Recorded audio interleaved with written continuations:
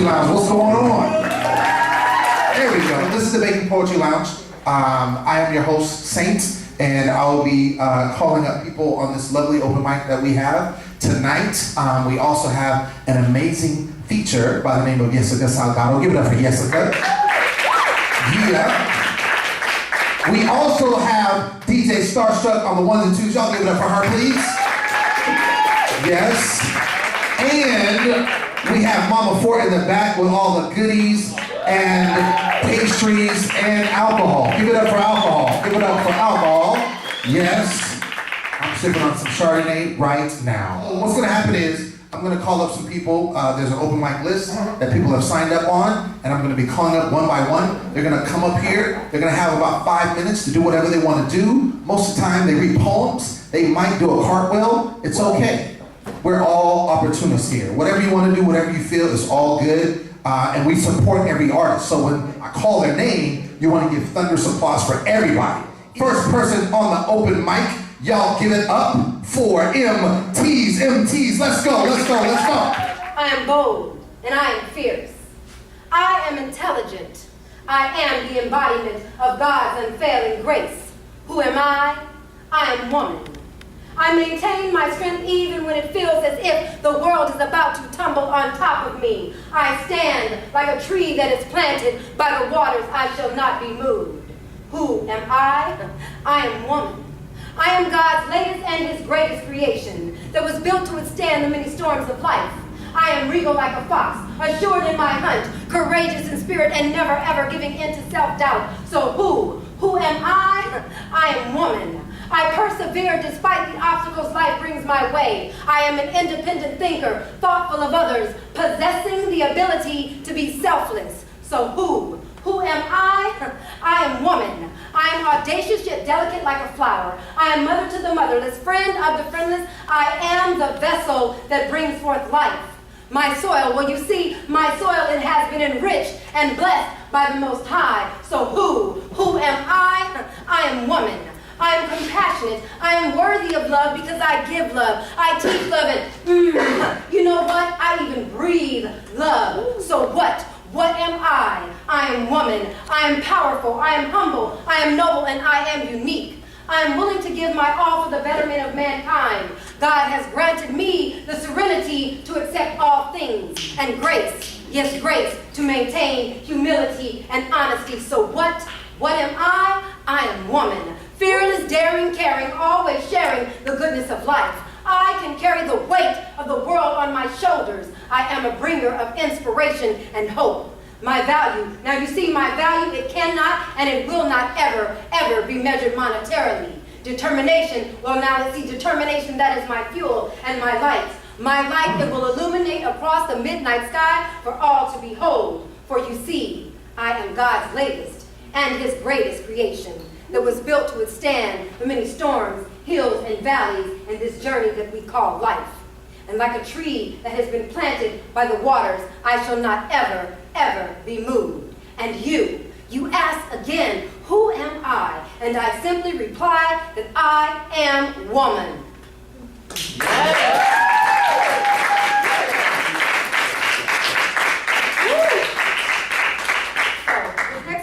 Is another one of my favorite pieces, and it's entitled Finely Bred Black Girl. Why is my success labeled as trying to be a white girl, when all I am trying to do is be the right girl, making things happen in my world, never trying to be a white girl? How about saying all right girl or do your thing girl, only criticize me for being a different type of girl? Such a sad fate you won't even share in my world, only accuse me of trying to be a white girl. How strange that is to me, because the woman looking in the mirror back at me has been bred from a line of beautifully divine black girls. Girls who aren't afraid to speak their minds, and girls who aren't afraid to let their light shine. Girls who will not hesitate to tell you when you are out of line that you confuse my education as trying to be a white girl, when all I am trying to do is be the right girl, making things happen in my world, never ever trying to be a white girl. From the way that I speak to the way that I walk, my proper behavior, it is not my fault. You see, my mother, she insisted on the proper vernacular. So instead of poor grammar, I thank God for her. always encouraging me to stand up and do that which is right. And just when it's time to stand up and fight, why? Why should I care about the hatred and your words are so very contrite? Instead of leashing back, I pick up my pen and I write. I write to clear my mind, to try to find the answers why I should be shameful of my talk and my stride. Instead, I don't hang my head low, I stand strong with pride. Yet you accuse my assertiveness as trying to be a white girl, when all I am trying to do is be the right girl, making things happen in my world, never trying to be a white girl. I'm willing to step out of my comfort zone. I am not afraid to be creative and to think on my own. My skin, you see my skin, it has grown tough from all of the rocks that have been thrown, but through it all, still I have grown. I am not a prima donna. I do like show tunes, comedies, dramas, and even cartoons. Simple things to spark my inspiration when I am deep in meditation, looking at this current situation of your miscalculation of this here finely bred black girl. Yet you assume my demeanor as trying to be a white girl, when all I am trying to do is be the right girl, making things happen in my world, never ever trying to be a white girl. From the music that I like to the food that I eat, I am constantly berated with you think you better than me. Quite a travesty that you're blind and cannot see that misperceptions like this kill the prospect of unity. But you only see the things that you want to see, which is an incorrect description of the woman that is me. Bred from a line of beautifully refined black girls, more deeply complex than a single pearl. However, your fear and closed mind will not allow you to share in my world. You only confuse my flavor and my swagger as trying to be a white girl, when all I am trying to do is be the right girl, making things happen in my world. Never, ever, ever am I trying to be a white girl. You don't understand, nor do you comprehend the soul of this here finely bred black girl who chose to make things happen in my world, never wanted to be a white girl. I don't concede because I don't have the need to be anything but a beautiful black girl. I'm MT's. Thank you. Yeah.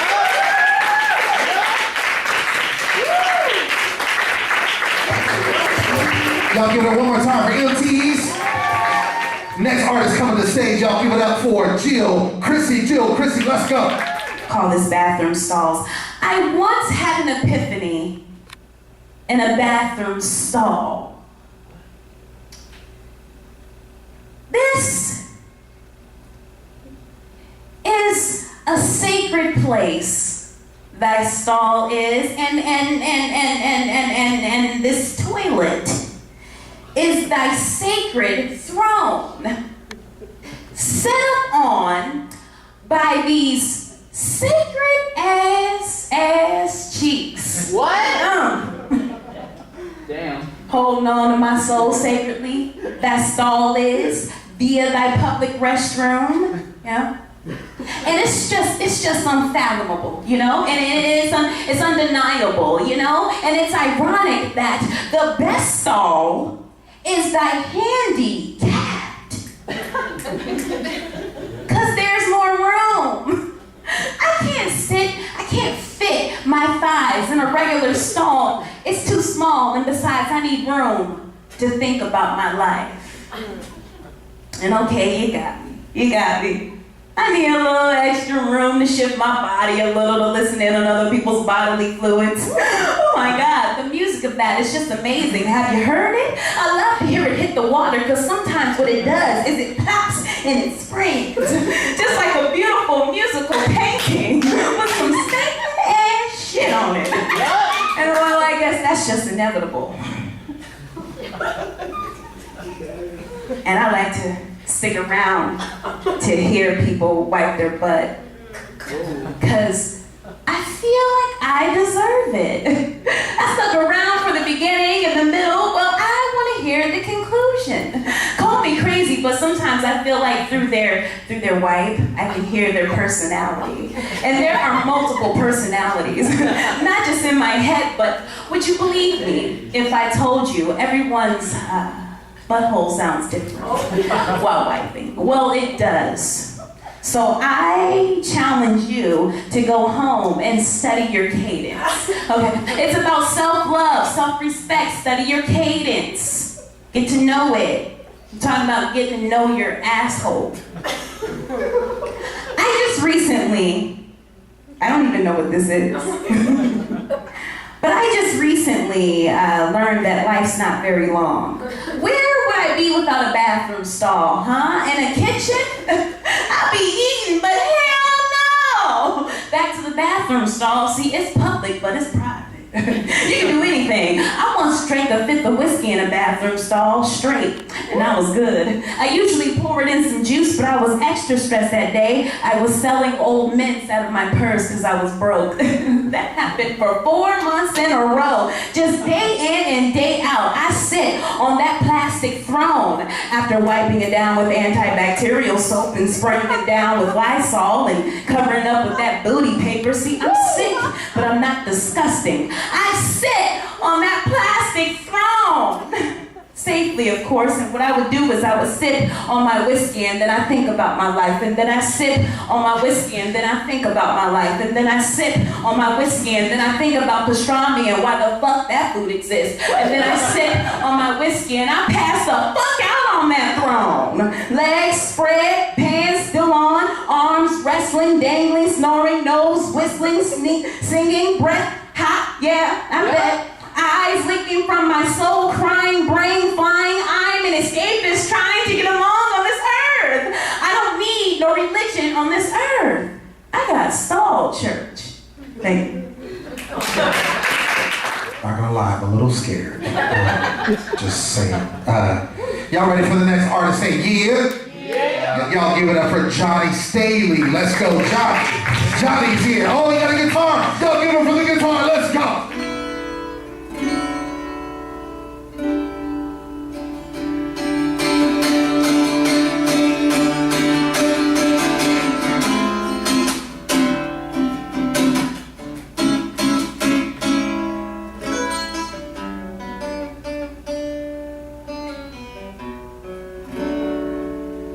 You know, this is the first time I've ever done this in my life.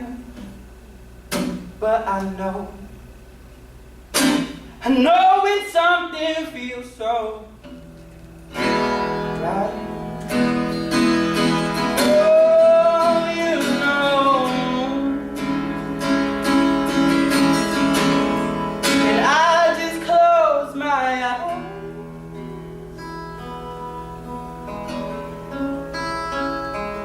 and fly to somewhere I don't know. Oh, I don't even care if my guitar is out of tune. You know that I do what I can do. I might not remember what I say, but I say it anyway.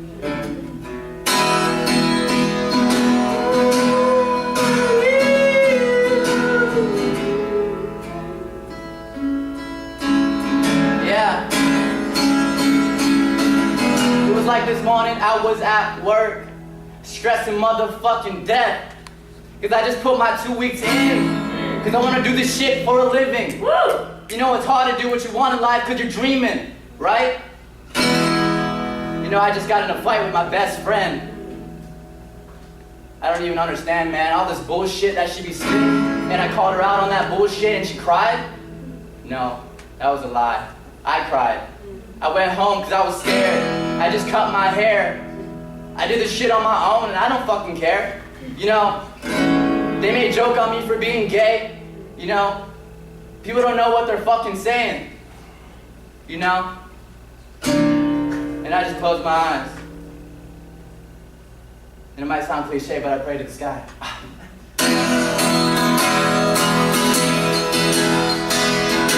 And I don't know what the fuck I'm doing anymore.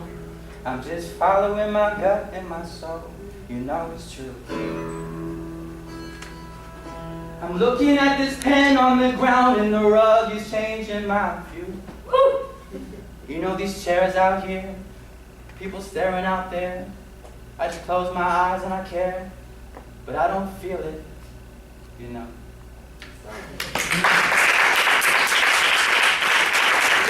Thank you very much. Y'all ready for the next artist? Say yeah? Yeah. Let's give it up for the communicators to the stage. Let's go. Yeah, I know what you're thinking. You're thinking that we all wear glasses and take classes in mathematics and quantum physics. that we go to the California Science Center and we hold year passes, that we all have annoying little tics. Guy in the front row.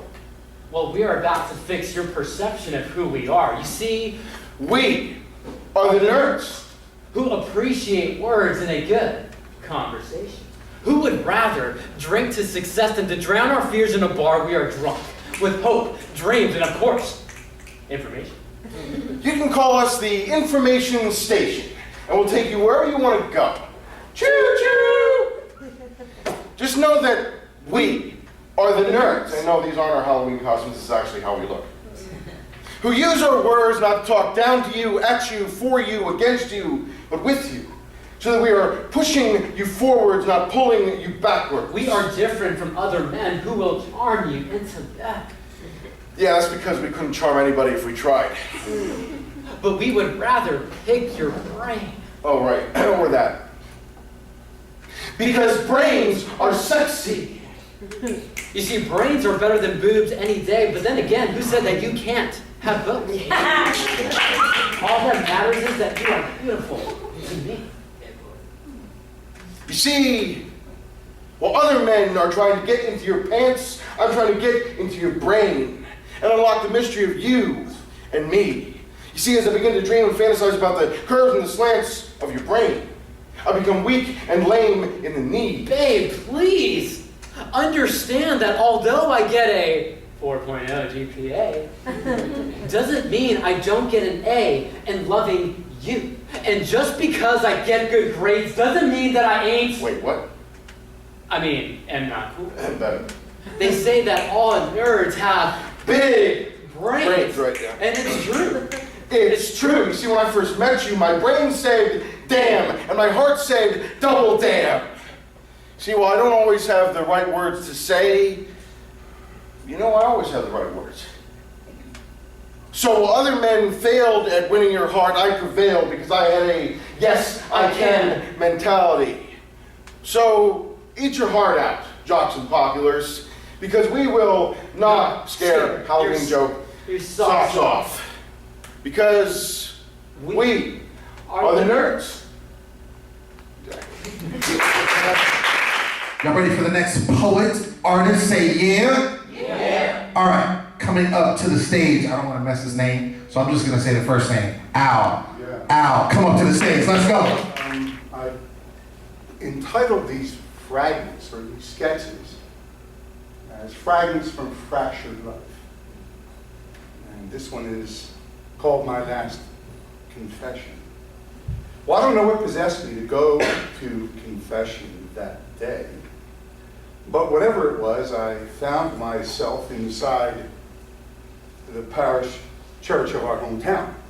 It was an austere cathedral type of structure with high vaulted ceilings and stained glass windows, the type of place where it echoed when you whispered. Statues of Mary and Joseph were at the front of the church, to the right and left, with candles burning in front of them. At the rear of the church were the lesser saints, Jude and Anthony, or I don't know, maybe it was Joan of Arc or Teresa of Avila. I couldn't know really. So they also had candles burning in front of them. Incense was wafting from an oversized metal censer at the front of the church, near the altar where a huge crucifix hung, suspended from the ceiling. Well, there were 4 confessionals opposite each other, 2 in the front and 2 in the back. 3 of the confessionals had lines which wrapped around the building. There was one in back, however, with only a couple of people in line. Well, I gotta tell you, anyone with any sense knew, don't go to that confessional.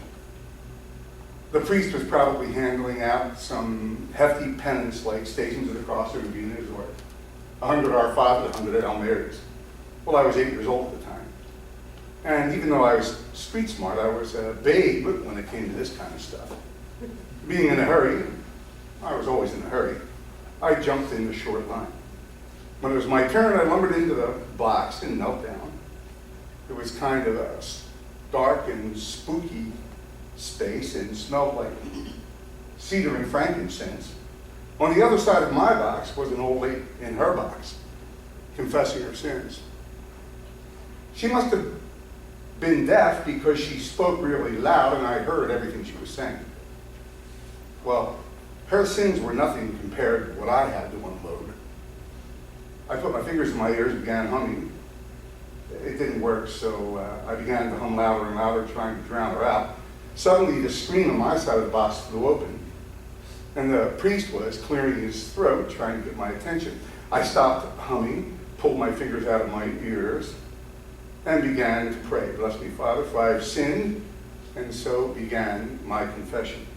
Well, I didn't get very far before the priest raised his hand above his head, and he was sitting profile of me, a screen between me and him, and said, wait a minute, how old are you? Well, I guess he could tell by the sound of my voice that I was young, and he just couldn't believe what he was hearing. Well, there we were, together in that dark box, the man of God bathed in amber light, and me, the guilty sinner shrouded in darkness. Hey! He screamed in disbelief. His hands went for my throat. Ah! I screamed, my pants getting wet. Shut up, shut up! He thundered in muscled tones, and I leapt out of the box. Well, all eyes on the church were on me as I burst out the door and ran into the street, the words, hey, day, day, day, day, echoing in my ears. And that, friends, was my last confession. One more time for Al, please. One more time for Al. Giving us some variety. That's one thing that was good about you come to an open mic, you don't know what you're going to get. I once attended an open mic, and there was a guy that was called up, and everybody was going to do a poem, and he like did a step. Like, everybody ever seen like a step team? Like, you know, I can't do it, but you get what I'm trying to say. But he did like a whole step for like 3 minutes. Like, it was super fresh. Like, you know, it was dope. It was dope. So you never know what you're gonna get. All right, so y'all ready for the next artist? Say yeah? Yeah. Okay, but before that, give it up for DJ Starstruck. On 1, 2, hold it down. Yeah. And keep that music going. Give it up for Mama Fort in the back with the goodies and the alcohol. Yes. That's how we roll. So, give it up for the people with the cameras that are recording everything. Give it up for them. Documentation. Give it up for Lady May and Marcus Ford, the producers of this show. Give it up for my man in the back, doing the sound. Without him, we would all be silent. He is so important. All right, give it up for Eduardo. Eduardo, to the mic. Let's go. I was 6 years old when I discovered my father's feet are not ticklish. I snuck into his room one night and started tickling away at his feet with precision and determination. He was bound to laugh. I poked and prodded for 5 minutes until my fingers grew impatient, so I walked up to his face. Papi, how come you don't laugh when I tickle you? When my fingers can make my sister laugh till she can no longer breathe. He flashed me a smile, but I could see the reluctance. He said, go to bed, mijo. As I left, I ran my finger across his foot one last time. This time, careful. Through the tip of my finger, I felt the roughness, like the bark off a tree with its roots embedded firmly into the concrete. I felt the jabbing of misshapen skin like broken sidewalks. I felt the miles and miles of land he had to walk from his pueblo of Oaxaca to the States in search of the classroom that would expand my knowledge for miles. I felt the cold aridness of when he had no home and slept on some beach and showered in the freezing ocean. I felt the price for rest. But even when he rested, my father's feet still ached. I could feel the throb of having to work with deteriorating chemicals all day so I could make a touchdown catch in my homecoming football game. Surely I would cut myself against this skin. I felt frustrated to think about what would drive a person to the point that they're willing to lose all feeling in their feet. He took the numbness in his chest and sent it down to his toes so his heart would be available to love me. The soles of my father's feet are unrecognizable. They grew rigid, with hardship cracked from pain. They knew no mercy and knew no rest, the embodiment of his life. My father's souls are a testimony to his sacrifice, so that my feet may stay smooth and ticklish. Yeah. Next month, November 20th, is the next Bakery Poetry Lounge. Make sure you bring some friends and come out. I'm sure there's going to be some other amazing features that we'll have. Kalia in the house. Am I saying that right? Say what? Tell me if I say it right. Kalijah. Y'all get over for Kalijah, everybody.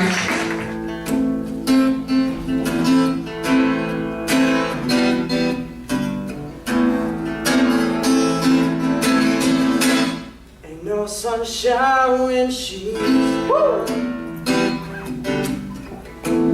It's not warm when she's away. No sunshine when she's gone. She's out there all alone. Anytime she goes away, I wonder this time where she's gone. Darkness every day. No sunshine when she's gone. She's out there all alone. Yeah. Anytime she goes away. Anytime she goes away.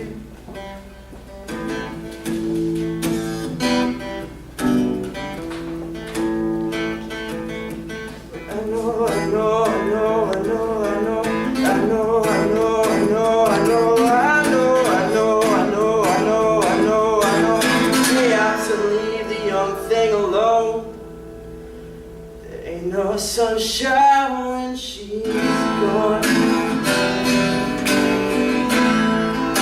Darkness every day. No sunshine when she's gone. She's out there all alone. Anytime she goes away. Anytime she goes away. Anytime she goes away. Anytime she goes away. At this point in time, I would like to read a poem for you, if that's okay. A new poem, yeah? I moved here from to LA about a year and a half ago, and it seems like ever since I got here, I've really been, going internal in my writing, something that I haven't really tackled before. And I've been doing this as a poet for over 10 years, and so this is new territory for me. This particular one isn't one of those, but it just is a culmination of some of the things that sometimes I think as writers or as performers we are scared to talk about because we think like maybe it's not received well or it's something that we don't really want to put out there.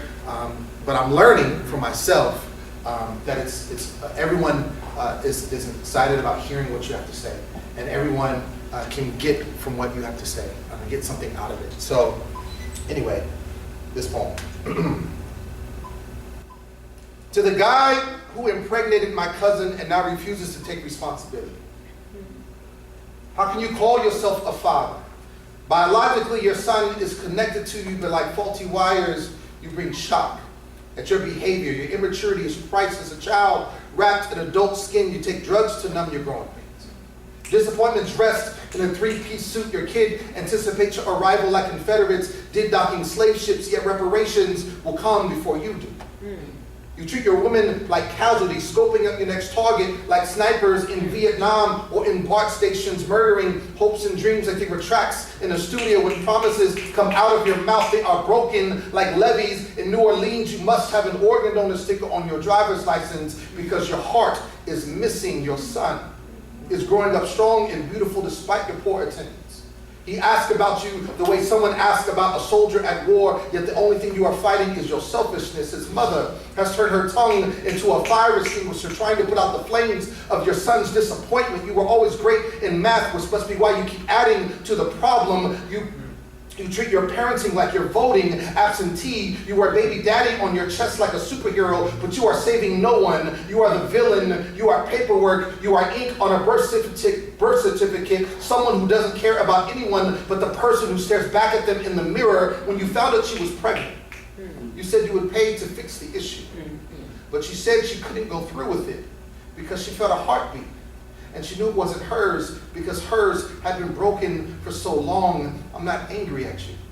I'm just angry at what you've become, a shell of a man. Your insides have become legendarily hollow, like your name was Ichabod Crane, but you are no fairy tale. You are real and tangible and alive. Too bad your child thinks you're more hologram. I will learn from you. Your mistakes, your shortcomings will testify of failure. I will not be a magician.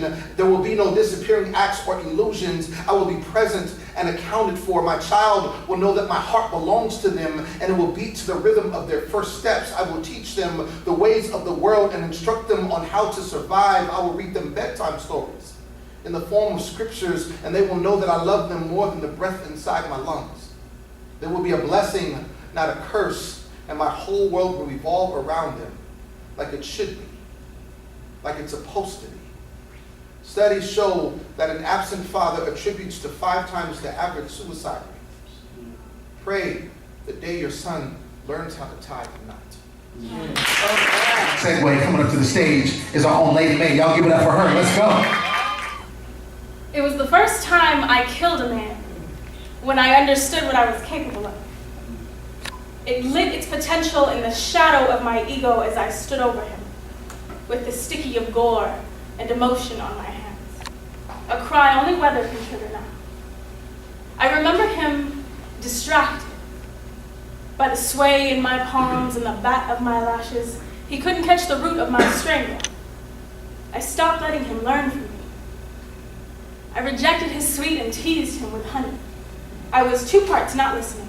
The rest 86ing the journey he thought he was leading. I was circus with how good I was at knowing what I was doing. I drained the hope from his heart while I made him write me poems I didn't read. Made him keep them for himself to always remember I was the one that got away. I was ringmaster with an empty finger. I made habit of beating selfish into fun and gave him an iron jaw. He would love like metal now, common, needing to lean on someone in order to stay warm. I broke his frame. I dropped a few screws, then watched myself mentor his recovery while keeping his fragility loose. I let him fortune me and never famed him. Instead, I wrangled him into a cage of understanding and covered it with a quilt of his fears to keep him quiet and unaware of the others. I made my moves for my counter moves and never made a mistake. Forced his secrets to chew through my promises and enjoy the pain. I was a bouquet of thorns, collecting beds of petals I never laid in, then bent his backbone into pollen to introduce him to the pivot in my leave. I premeditated his grief, walked away and welcomed his misery.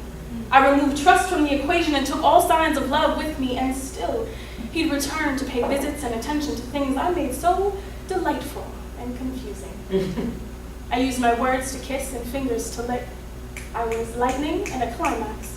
I was an interesting mix of fact and fantasy. I was unmerciful. The victim was no accident. I saved his life before I took it. And all I can do is smile as I stand over him, letting these clouds form a new day, reminded he was just the first to lose in my arena. Isn't it different to hear the beast tell the story? There was nothing beautiful about me. Ladies and gentlemen, we have come to the time that it's time for our feature. Are you guys excited? What? No, you're not. That was me. I said it's about time for our feature. Are you guys excited? That's better. Yes. All right, so real quick, I'll give my little introduction for Miss Jessica Salgado. So I mentioned earlier about moving to LA about 1.5 years ago. So prior to moving here, I would come and like perform, do features and things of that nature. And I would go to the Poetry Lounge a lot. For those of you who don't know, the Poetry Lounge, it's It's an amazing venue. It is the biggest weekly open mic in the country. It's on Fairfax Avenue, 544 North Fairfax, at the Greenway Court Theater. Happens every Tuesday, 9 o'clock. Jessica Sagado is actually one of the staff members there, so she's there every single week. And so I would see her when I would come, and I always thought she was really cool. And so when I moved here, we developed a great friendship, because I would go to the lounge a lot and do poems and just kind of hang out. And so I would hear her work, and I mentioned earlier about me being new to writing internal work. So she was someone that's what she did, and she did it very well. So I was able to watch her and how she would give expressions about herself and things that would go on in her personal life, and I thought it was very brave for her to do that. And she's an amazing writer, so when you would hear it, be like, oh, messed up, that's crazy, that's dope. And then, she'd get off stage like, what? Because that's how she rolls. And so, just recently, we've actually become writing partners in the sense, like, I told her, I said, I want to write a poem a week. And so I said, I need somebody to help me, back me up. Now, I didn't realize she was going to get all Nazi on me and, start hounding me for poems. So, I would miss a day. I'll say, I'm going to give you my poem on Wednesday, and Wednesday at 10 o'clock would come up, and she would be texting me, where's your poem? You suck. You said a poem a week. And I'm like, okay, I'm gonna get, and then I felt like a bill collector would be calling you and try to punk you. You know what I'm saying? That's how she was doing. So I was like, now you're a bill collector, you're supposed to be my friend, but my poem's right here, I'm gonna give it to you. And then, so anyway, I needed that though, because I really wanted that, direction as far as having somebody keep me accountable for what I wanted to do. So anyway, I'm very excited that she is here. She's gonna share her stories. She's gonna do her thing, and she's great. And without further ado, y'all give it up for Jessica Salgado. Let's go right now. Let's go. I'm happy to be here. It's my first time featuring here. I love the Bakery Lounge. I love Lady May. I'm an LA native, born and raised. I've lived in Silver Lake my whole life. My whole life, literally. I need to move. But yeah, so I'm gonna start with a poem that I've never read at a feature before. So it's called Today. Big girl loves big today. Big girl goes sleeveless today. Big girl holds her rose today. Big girl calls them plenty today. Big girl paints her lips red today. Big girl double chin is brave today. Big girl hunts her stretch marks today. Big girl says they are proof she can house a whole world today. Big girl jiggles when she walks today. Big girl doesn't mind if you look today. Big girl wants you to look today. Big girl knows that tomorrow she might want to hide. Big girl knows that tomorrow the heavy might visit again. Big girl knows that tomorrow she might hate her big. But today, big girl is big hair. Big girl is big smile. Big girl is big love. Look at all that love. Look at all that girl. Look at all that woman. Big, beautiful woman. Today, big girl believes it. I usually like to start my sets as honest as possible.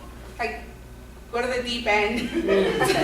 You know where we're going to be going, but then bring it right back. So can I share an honest poem with you? Yeah. That's a good poem. And it's also about my weight. I like to talk a lot about body image because I think as women, we don't do that often enough. I think we tend to think that if we talk too much about our bodies, it's gonna either go one way or the other. It's always gonna be seen as complaining, as too feminist, as some people consider it. Or sometimes on the other end, we're thought that we can't own our own bodies. So we don't think we're allowed to talk about it. And so I've been going through this process where I've been owning who I am now and who I've been and who I will be. And this poem was what started that for me. So yeah, it's called An Honest Poem. This weight is the most difficult thing for me to write about. The way it stares back at me in mirrors, in pictures, in the eyes of men that wish loved me, in a short flight of stairs, in a restaurant booth, in a video recording, in a brisk walk, in the way that I could be the largest person in a room and still be the most invisible. I keep this truth at a distance. My body, as foreign to me as yours, I escape it any chance I get. Poems have often been excuses for me to be things I've never been before. As a teenage girl, I used to fantasize about stepping out of my fat one day, as if I were buried in a 300-pound cocoon, and when I took my first lover, I offered myself as an apology. I cringed when he touched my overflowing flesh. When he left, I understood what he did. I had been wanting to leave for so long. Also, these are the things that I am teaching myself to write about. About hiding in a dark movie theater, binging on Big Macs and chicken nuggets. About eating a large pizza in one sitting. About finding solace in a 2-liter soda. About hiding the evidence. About the shame being heavier than anything else. The hate, the disgust, the repulsion, the realization that I am killing myself. In the same exact way that my father did with alcohol. These are the things that I am teaching myself to write about. A truth I've been dragging around in my aching bones. A part of my story I am desperate to surrender. My struggle with food addiction and my own body image. An attempt to no longer live in a cocoon, but in this body that is begging for my attention. And I've returned to it after too many years of neglect. But if I intend to be a person of integrity, a poet who offers herself up honestly, I must show you all of this. I must tell you, my beloved, that most poetry is not for the reader, but for the writer who is begging to pass the demons along to someone who not only understands, but helps make us much more valiant than we were before we ever began. So I have a book, and I have copies of it with me today. It's called The Luna Poems, and I put it together last year, and it was something that I had been wanting to do my whole life, and I thought that it was something that not everybody got to do, which is like a ridiculous concept. But I did it, and I really love it, and it has a lot of poems. It's basically, the theme of it is nighttime and how crazy things get at night, and how lonely and how anxious, and how like the breakups come to haunt you, or your failures or your successes, and how sometimes you just gotta write to make it till the next day. And I'm gonna share some of the smaller poems in it that I usually don't read.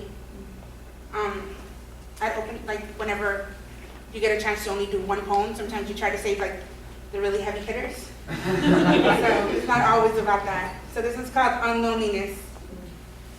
Nights like this, I spoon out my own heart. I am lonely, I am brave, I am crazed with the taste of my own spit, so bitter it could almost belong to someone else. My bed is a ship and we are drowning. My heart is in my mouth. When I speak, it resembles the moon. Nights like this, I beg God for a lover to come and break the ripple of my flesh, to give light to the crescent beneath my tongue. Thank you. I call you, voice a quiver, a frightened mouse of a hello. If you answer, my heart will stop. If you do not answer, I will die. Don't you know that everything matters when nothing matters anymore? We both know that I am not the kind of woman who will yell out your name as a warrior cry, launching myself at anyone who dares touch you like I did when things broke too easy and I swore we had lips made out of stained glass. So I call you instead, because I haven't thought of a better solution. I call you because you answer sometimes, and everything matters. Like the truth so painful, I beg for another lie. And I love you, and I miss you, anything to get me through the night. So then I ended up writing this book called The Good Girl. It's Una Niña Decente in Spanish. And it's about how complicated it is to be a Latina Catholic girl, but also grow up into a woman and fight with owning your sexuality. How like you always feel ashamed in some sort of sense. Because when you're Catholic, that doesn't fly at all. Like, no sex at all. Like, I used to be afraid that like Jesus was gonna show up when I was with my boyfriend. It was just really intense. So I wrote this poem. No, seriously, like I had a picture of Jesus above my bed, and when my boyfriend would come over, like I could see the reflection of it in the mirror where I would turn over the mirror because I thought Jesus was gonna like come out of, I don't know. Shut up, see. Mommy raised a good girl. One that never speaks about her pussy, even when a lover slowly sinks a finger in. One that squeezes eyes shut, nods when he asks if there is more that she wants. What I want is to jump out of my body and into his. I want to find a way to wrap into his nervous system, into the twitching muscles of his abdomen. But my mother taught me that men only want one thing. Yet I want to give this man that one thing. I want to let him have it until I am empty and my skin stops being so much tightrope I can't ever seem to cross. My mother taught me that women who give too much too soon get left behind. But behind is the same as never leaving, and I have to come before I go. I want to come before he goes. But I am a good girl. I pretend that my body isn't a vibrating cord pressed against his body. I pretend climax isn't the only freedom that I know. I pretend that my moans aren't orange peels I curve into the night, leaving me all sticky, naked pulp ready for his mouth. And I am no longer a girl, and good is subjective, and womanhood isn't the throbbing between legs, and I know this well enough. I've told myself sex isn't definitive. I've tried to hush my mother's voice that has now become my own. I am silent when my lover enters me. I am waiting for the moment I break into writhing and moans. Only then do I leave the girl out of the good, the way my mother taught me. Yeah. Tinder's a dating app that's basically based on who's close to you. You get to pick like the mile radius and the age of the people that you want to meet, and that's all you get. And they show up on your feed, and it's super superficial because by the picture you decide whether you're interested or not. I decided that I was going to write a poem using lines that the men sent me. So I sat down and I wrote out all the conversations, and then like I picked out words and phrases. That's called an erasure poem, when you take like a piece of text and you block out other things. So this is called Tinder, an erasure poem, and it's all composed of things I was told by men on this dating app. Hello, gorgeous. Do you like what you see? Do you lick during dinner? Hello, sexy. Let's hook up. Beautiful woman, thing, tease. You don't talk much, do you? I want you, your feet, that mouth, what does it do? Damn. Do you like me? Lips, lips, lips, let me lips, bite them lips, tease, what do they do? Why won't you talk to me? You are such a tease. Hey, hello, beautiful, secret, big woman I've always wanted. Your hands, your nails, would you? Why are you here? I hope I'm not being rude. Fuck you, I want to fuck you. Hey, hey, hey, hey, let me eat you. Dinner, maybe? Why do you say no? Tease, such a tease, let us see something. I'm not thirsty, let's have a drink. Champagne in the back seat somewhere. Free shots on me or you, wink, wink. Why are you so quiet? You seem like you could be exciting. Are you a good girl? Am I your daddy? You haven't answered my question. What do you want? Why are you here? Why won't you answer? I'm talking to you. Come over, come here, free drinks, free you owe me, free. Where are you? Babe, baby, boo, bitch, cunt, I'm talking to you. Why won't you answer? Why are you here if you're not an answer? Do you have it like that? Why don't you want me? You, fat ass, give me that fat ass. Hey, bitch. Hey, sexy, give me that mouth. Bring that body here. Are you there? Oh, yeah. Write a poem about me. Oh, yeah. So I had never really written about my job. I worked in a parking structure. I was a cashier. And that in itself is a shithole. But I ended up writing about when I got fired. When the new company took over our parking lot's contract, I told my coworker I had never worked directly beneath a white man, meaning I had never been this close to feeling colonized, meaning an order from his lips felt just like an order. I swear I smelled the racial slurs whispered under his breath the minute I walked into his office.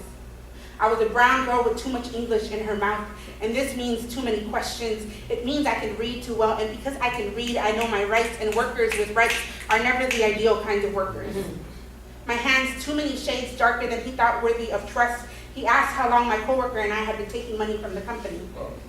I sat on the edge of my chair, summoning all the God in my body to not spit in his face, to not give him all the savage he expects. I thought of my father, who worked this job like I do, who gave years to a register full of money my family never saw, who died and his company never sent letters or flowers, and how when I returned to the workplace that he and I had shared, I was told to log in under his old screen name. But this white man, he's not one of mine. He doesn't know that this brown comes with orgullo, en una vida honrada, en bendito Dios que tengo salud para poder trabajar. He doesn't know what riding a bus an hour and a half for a shift paid minimum wages. He's never been called wetback by a customer, has never had money thrown in his face, has never had people spit at his feet. He doesn't know that every night I sit in my bus seat, headed back home, hoping no one touches me or presses their body against mine. And the paycheck I get is hardly worth any of it. But I do it, just like my father, just like my mother. Oh, that's my face, hold on. I do it just like my father, just like my mother, because I need a job, and because I am a brown girl that didn't finish school, because I haven't figured out how to pay rent with these poems yet. And I tell him, this white man that won't look me in the eyes, I tell him that I've taken nothing. I tell him that the dishonest one is him, who thinks thief is the safest word from all the other words he is thinking. I am no longer colonized. I am brown, and I am a woman. I am hard work and knowledge, and I am burning beneath the skin. I walked out of his door as free as I was when I walked in. What I am going to share is a poem that's about my father, and it's one of the most difficult pieces for me to ever perform. So, but because I feel that this is a safe space and it's a quiet space, I'm going to go ahead and do it. So yeah, it's my father, a love story in 5 parts. The first one is a quiet Sunday afternoon. I find myself holding his hand so often, there is no need for me to tell him that I love him. At dinner, I prefer to eat from his plate instead of mine, and he never stops me. He's tender, so tender. I pretend to fall asleep with my head on his chest just to hear him breathing, as if I were inside of him, as if I were a vital organ, as if this were the reason I were made. He often calls me his heart, and I never doubted. I know the second one has come home by the slam of the door. It is 3 a.m. and every light is on. His music is loud and angry like him. When I ask him what's the matter, beg him to go to bed, he answers in sounds like a hand slapped to a face, or a body slammed to a wall, or glass broken to a cheek, and I try not to cry because my tears are like blood to a shark, and he is a shark in the deepest part of the night. My name is caught in his jaws. There is so much yelling. I wonder why the police haven't been called. So much anger, I begin to fear the sun won't rise in time to save either one of us. The third one is full of humor that is cheap and easy like that vodka he likes. His jokes often sound like insults. The fourth one never remembers how much he's hurt me. When we bump into each other in the kitchen the next morning, he won't look me in the eyes. His apologies come as a mumbled, I love you, as a hurried kiss to a forehead before he rushes out the door. I resent him, sometimes even hate him. It is so difficult to love him, but if I don't, who else will? Who else will forgive him? Who else will save him? Who else will make him want to change? The fifth one, I waited for every single day of my life. Every time I blew out a birthday candle, or I knelt in a church pew, I begged to God to send him to me soon. And when he finally did, when God finally gave me a sober father, he was so broken, so brittle, so apologetic, so willing to make it work. I had no choice but to forget everything that had ever come before him. And when he left me, as a slight twitch of a foot, as a hand I couldn't get myself to release, all I could do was remember the first one. How as a little girl, I used to fall asleep with my head on my father's chest, just to hear him breathing, as if I were an appendage of his body, as if I were a vital organ, as if he had never become anyone else other than the man who called me his heart and never let me doubt it. About 3 a.m. in an ex-boyfriend's car. I'm happy, I announce. And there's this look in his eyes as if he knows all about my chronic melancholy, that I've always preferred tragic love stories to slapstick comedies, that I write the best poetry when I am heartbroken, the sweet ache of loving too quickly, too often, too recklessly, that I am easier to move to tears than laughter, that I am a walking tragedy and revel in it. I'm really, really happy, I insist, and between us stands the unspoken question of, for how long? So this is called 6 Poems About You That Have Nothing to Do With You, and it's kind of like, this is why I love the way that I do. 1. Mommy came home with a dream of a dollhouse she said we couldn't play with. She sat it above her dresser, a trophy of a secondhand toy. When she wasn't home, my sisters and I, we would bring it down, fill it with our one-legged Barbies, chewed up Polly Pockets, all of our Happy Meal surprises. Eventually, we lost all of its furniture and broke most of its windows. I imagine this is the way I will love you when no one is watching, not even you. 2, I've always been afraid that an earthquake would catch me in the nude. Or that I'll die wearing the wrong pair of underwear, and then there I will be the dead girl at an intersection, all spilled guts and blood with a pair of granny panties worn down to the thread. What a shame, the paramedics will say. She was an awkward girl all the way to the end. 3, I was with him the minute that his heart stopped. His body gave a shudder as if my name were about to come roaring through his lips, but nothing happened. Just another girl left without her father. Just another dozen hollow questions left thumping in the space between my ribcage and lungs. Tell me, what does it feel like to be dead, Dad? Do you think I will like it once I get there? 3, I spent 3 long years living as a fake online personality. I pretended to be a tall, thin brunette. I was lonely and greedy then. Nothing mattered, not even a boy with translucent skin, earlobes like ivory, eyes like 2 pale moons. I let him fall in love with me while I was still pretending. I let him be the last one to find out. I came to him then with a mouthful of forever, hands extended like starfishes left out to dry. When he said it was all too much for him, I thought he meant my weight and I was quick to condemn him. You see, I will always be the victim and the villain. My right hand never tells the left how wrong she's been. 5, the first man I ever slept with had switchblades for fingertips and he made me his tree trunk. I've been walking around with his name carved into me as if it were a star I won in a hideous knife fight. 6, baby, nothing has anything to do with you. I am sorry you will have to crack me open like a coconut to pavement just to expose the sweetest parts of me.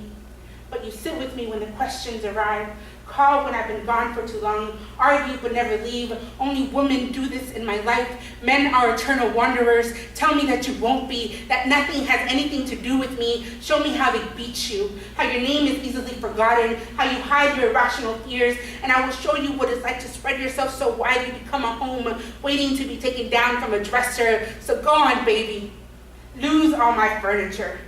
Break all my windows. Let your right hand do the sinning for once, because no one is watching, not even us. And go on and tell me that it's just how you like it. Yeah. So here's the last poem. When we are sitting on your bed, our bodies all out. Rewind. I started laughing at myself while I was doing the poem. I'm sorry. When we are sitting on your bed, our bodies all hungry tongues and heavy breathing. When I've given up my clothes to your teeth, your hands, the floor, baby, please do not rub my belly. It's weird and totally not sexy. Immediately I'll think of Buddha or Winnie the Pooh, and no one wants to think of that right before having sex. Now, I know I come with a lot of extra around my abdomen, and you probably want to show me how you appreciate the whole of me, but that could be done in any other way. Hell, be creative. Consider it a challenge. Teach me something new, but whatever you do, don't sit there and rub my gut like a genie lamp for 15 minutes. Sex with someone new is awkward for everyone. Sex with someone new when things about your body often frighten you is nerve-wracking. Turning yourself over to another person is one of the greatest acts of surrender I've yet to know. But boys make it difficult to be a fat girl graceful in her own body, often taking my size as an invitation to be ridiculous, dismantling my large into body parts whenever questioned what it is that they like about me, as if it were too much to ask for them to find the whole of me desirable. And if all else fails, they think the answer, big girls are my thing, is supposed to make me want to jump out of my panties. And then there are those that think that this body can function like that of their smaller lovers, and think I'm being modest when I say no to ridiculous suggestions like having sex in the driver's seat of a 2-door sports car, It is fucking physically impossible and says nothing about my self-esteem. Now, I know everyone comes with their own hang-ups. I imagine a balding man does not like it when the lover slowly traces an index finger over a thinning hairline, or someone with an extra toe probably avoids any people with foot fetishes. I am larger than most women, and sometimes I care about this more than who I am sleeping with does. I worry about being, sorry, I've been talking too much. You're good. That sucks. Like right when I'm about to finish the poem, I start coughing. Okay, we're good. I worry about being attractive enough to last further when my lover exits me. In the past, I've apologized for my size with silence, but you, darling, you've met me in a new age. The best sex I ever had was with a man who touched and kissed all of the skin as if we were both discovering it for the first time.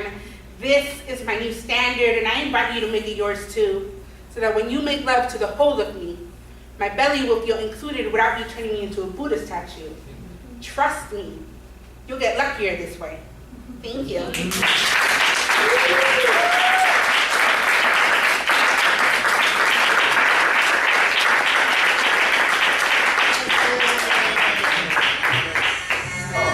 Jessica Salgado, y'all give it up for her. Yes. Words. All right. So we come to the end of our night. Big Project Lounge on the 20th. Don't forget about that. Bring somebody. DJ Starstruck. Where can they find you?